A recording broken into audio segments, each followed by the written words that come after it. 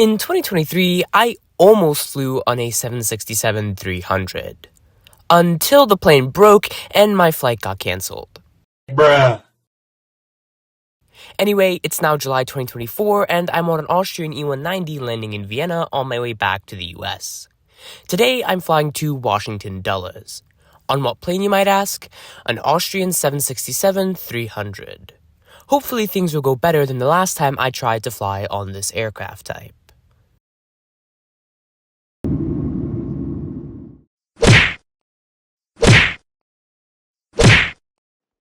Anyways, welcome to Pier G at Vienna Schwertstadt-Flughafen. Vienna Airport is pretty modern and offers plenty of views of the tarmac.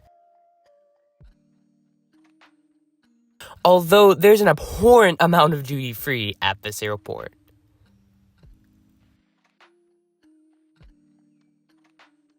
Transferring from EU to non-Schengen flights in Vienna is rather straightforward and really fast. From my first step onto the tarmac at a remote stand to entering Pier G after clearing customs, it took me just 25 minutes. Although this could have been because I was flying on a Wednesday instead of over the weekend.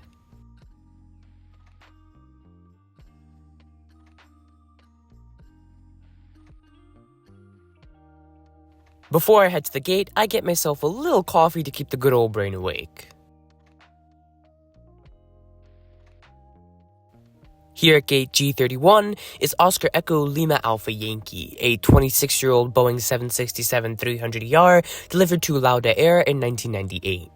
After bouncing between Spanair and Lufthansa, the aircraft became an official part of the Austrian Airlines fleet in April of 2005. Let's get on board to seat 31K.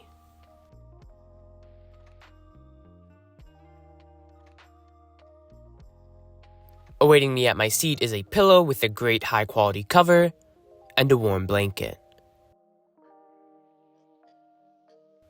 In my seat pocket are the terrible Lufthansa Group earbuds. Like, why give your economy class passengers these pieces of crap? How much does it cost to give your passengers earbuds with silicone tips that don't actually hurt to put in your ears? Anyway, my seat features the same IFE screen present on Austrian Airlines 777s. These seats only feature one USB port and no power outlets. For some reason, Austrian Airlines still thinks that power outlets are a luxury feature in economy class in 2025, because even on their new 787s, the airline doesn't feature any power outlets in economy. These are not premium features anymore, so why is Austrian still skimping out on basic amenities?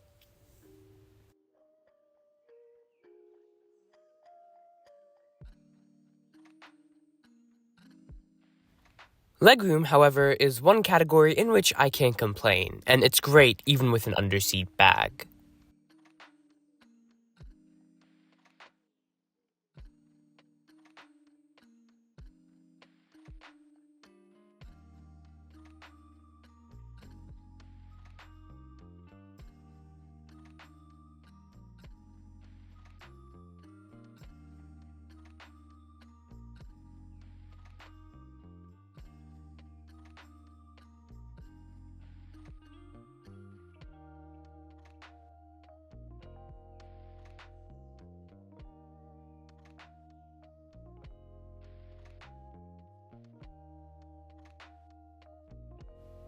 Here's our takeoff from runway 29 at Vienna.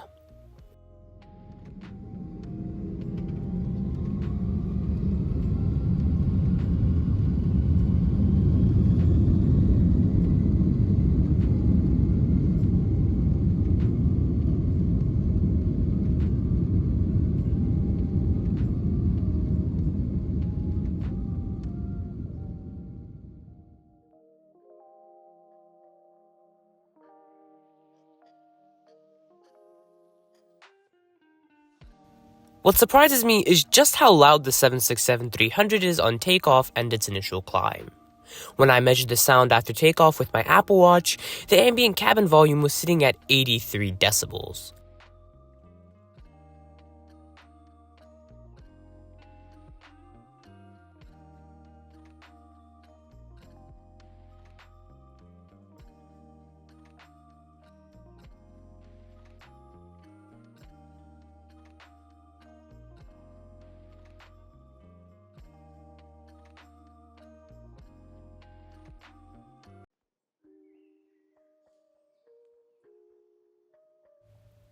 As we cruise over Czechia, the lunch service on today's flight begins with some rosemary crackers.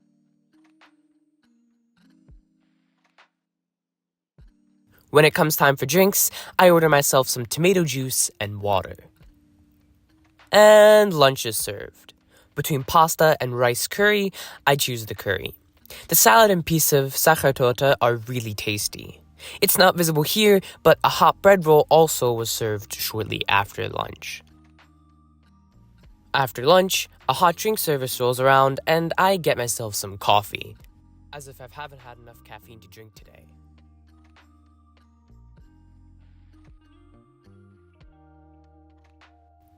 If you're still thirsty, Austrian offers a third drink service after meals, and I decided to try some Austrian iced tea, which is pretty sweet. Okay, why do flight attendants on European airlines force you to close your windows on US-bound daytime flights? Like, even as an AvGeek, I understand why they do this on overnight flights, but during the day, not being able to look out of the window for more than 30 minutes, especially on an aircraft that's due to be retired later this year, is irritating as hell.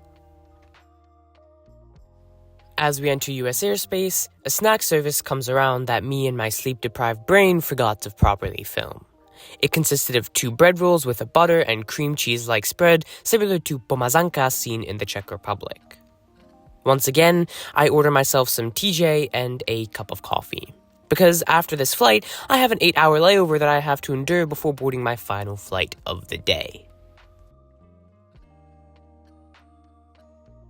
As we approach DC, we get rerouted south for an extra half hour due to some severe turbulence and thunderstorms along our flight route.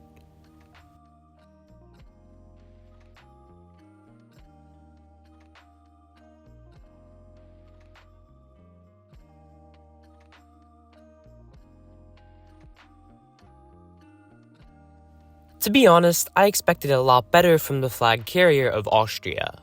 The food service was decent, but nothing special compared to the likes of Lufthansa or even Swiss.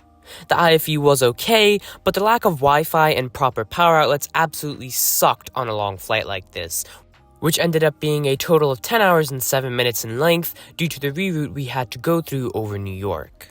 The only good feature of Austrian 767 economy class is maybe the blankets and pillows, and me being able to check another soon-to-be retired aircraft off my list to fly. If you have the option to fly with another carrier across the Atlantic, such as Emirates from New York to Milan, or Lufthansa from Washington to Frankfurt, I highly suggest you do so, as most of the Lufthansa Group airlines, besides Lufthansa themselves, are nothing special and usually pretty expensive to fly on. For example, I bought my ticket on Austrian through the United Airlines website and saved $450 while flying on the same plane.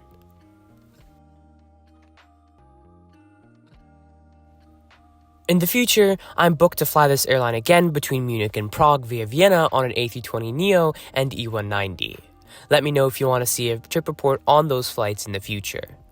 Other than that, thank you for watching this video.